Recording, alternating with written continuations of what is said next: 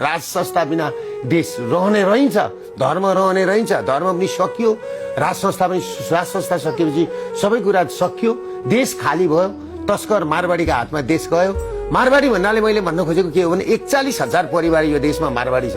त्यो 41,000 परिवारलाई भनेको होइन, जम्मा 16 परिवारलाई मात्रै भनेको, जसले ब्याङ्क सञ्चालन गरेको छ, जसले सहकारी, जसले जम्मैको कुरा आफ्नो हातमा लिएको छ, कब्जामा लिएको छ। यिनले त नेपालीलाई दास बनाएको छ। मैले यो कुरा उठाएको हो नि त। त्यसले गर्दाखेरि तपाईको राज संस्था सिद्ध्याउने र राज संस्था आउन नदिने मेरो निष्कर्ष कहाँ पुग्यो भन्दाखेरि तपाईको त्यहाँ एट्याक गर्ने राजावादीहरू मलाई त पुलिसमा देखायो नि त, पुलिसमा देखायो नि त, मलाई त बयानको क्रममा भिडियो रिपोर्ट पनि देखायो, फोन ट्र्याकिङ पनि देखायो। त्यो मध्येको राजावादी एकजना राजावादी अघिल्लो दिन महेश बस्नेतको घरमा गएको छ, 2 बजीदेखि 4 बजी बसेको छ, मिटिङ गरेछ, छलफल गरेछ। त्यही टिमले शोभा पाठकलाई एट्याक गरेको छ